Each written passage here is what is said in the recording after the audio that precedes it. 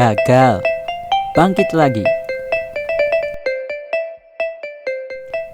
Tahukah Sobat NH, meski kegagalan itu menyebalkan dan mengecewakan, namun sebenarnya kegagalan tidaklah seburuk itu.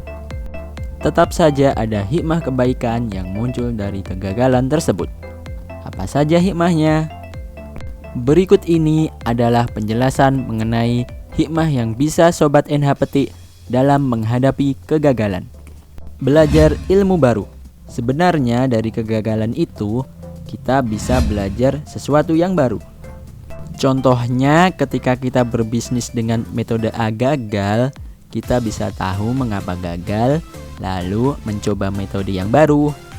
Bahkan bisa dikatakan semakin sering gagal, semakin paham di mana letak celah kegagalannya dan bagaimana cara mengatasi celah tersebut.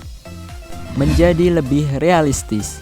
Terkadang dengan kegagalan, kita bisa tahu apakah rencana kita ini realistis atau terlalu idealis dan ambisius.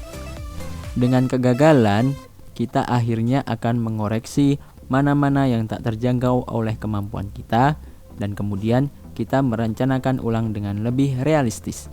Menjauhkan dari sifat sombong.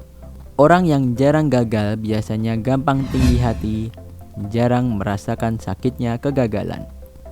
Tidak memahami orang yang sedang berjuang dengan tertatih-tatih. Ketika merasakan kegagalan, kita akhirnya tahu bahwa kita ini manusia biasa, bisa sukses, bisa juga gagal. Jadi manusia yang manusiawi. Memahami ilmu takdir Allah Ta'ala, bahwa sukses ataupun gagal itu semua takdir dari Allah Ta'ala. Tugas manusia berusaha terus-menerus hingga akhirnya ditakdirkan sukses atau gagal, maka kita harus menerimanya dengan hati yang lapang. Lalu, bagaimana agar kita mudah bangkit setelah mengalami kegagalan?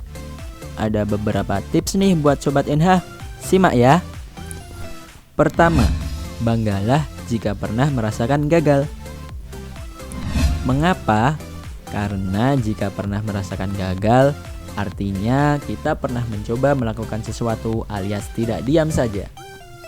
Daripada hanya diam saja, mencoba melakukan adalah langkah pertama untuk sukses. Sekalipun percobaan pertama itu bisa jadi gagal. Apakah Sobat NH tahu kalau tokoh-tokoh dunia yang sukses itu pernah gagal juga sebelumnya? Tetapi mereka tidak menyerah dengan kegagalan tersebut. Sebut saja J.K. Rowling si penulis Harry Potter, Jack Ma pendiri Alibaba, dan masih banyak lagi. Kedua, ambil pelajaran dari kegagalan itu dan berpikirlah jauh ke depan. Setiap mengalami kegagalan, pelajari faktor penyebabnya dan mulailah membuat rencana baru untuk memperbaiki kegagalan tersebut. Lalu berpikirlah bahwa jalan sukses itu memang tidak serta-merta cepat alias instan, tetapi membutuhkan waktu.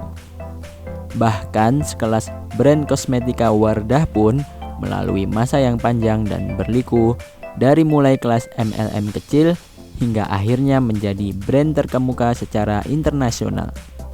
Maka jangan mudah menyerah, teruslah memupuk optimisme dalam bekerja. Ketiga, mencari lingkungan yang mampu membuat kita bangkit. Cari teman-teman yang menguatkan, cari guru atau mentor yang bisa mengarahkan. Demikian Sobat NH, jangan takut gagal ya, karena kegagalan adalah langkah awal menuju kesuksesan.